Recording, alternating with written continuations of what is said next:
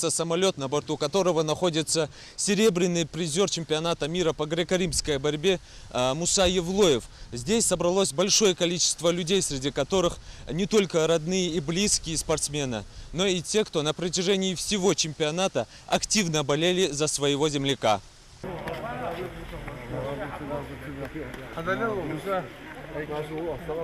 В хорошей физической форме, серьезный и, как всегда, немногословный, встречает нового спортивного героя Ингушетии Мусу Евлоева, что называется, всем миром. Перед чемпионатом спортсмен прошел трехэтапный сбор, но больше всего все-таки мотивирует поддержка земляков, признается он.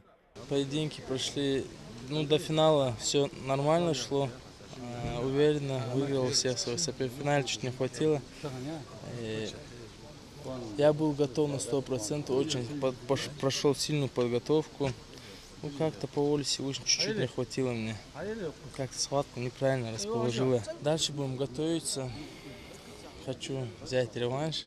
Чемпионат мира по греко-римской борьбе собрал лучших классиков со всех уголков земли. Соревнования проходили в Париже с 21 по 26 августа. В полуфинале Муса Евлоев одержал победу над украинским спортсменом Дмитрием Тимченко. Уже в финале борец встретился с одним из фаворитов весовой категории до 98 килограмм Артуром Алексаняном. В упорной борьбе золото мировых соревнований в итоге унес спортсмен из Армении. В истории спортивных достижений Ингушетии еще не было серебряных призеров мировых состязаний по этому виду спорта. До сегодняшнего дня ингушским классикам не удавалось подняться на чемпионате мира выше 3-го места.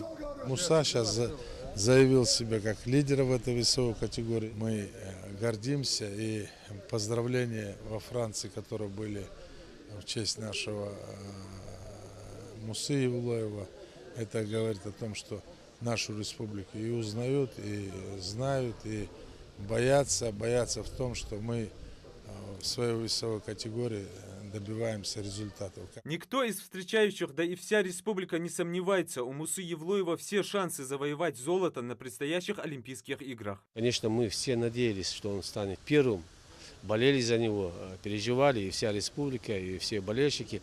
Но, наверное, судьба распорядилась так, что на этот раз он второй. Я надеюсь, что в следующий раз и на следующем чемпионате мира, и до 2020 года, следующие Олимпийские игры, Муса проявит себя, покажет с самой лучшей стороны. Он молодой, энергичный.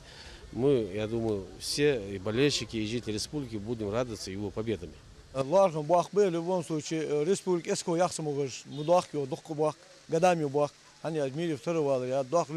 Выпавшую возможность даже просто принять участие в соревнованиях такого уровня сам спортсмен рассматривает как бесценный опыт. Он не сомневается, самые громкие победы еще впереди.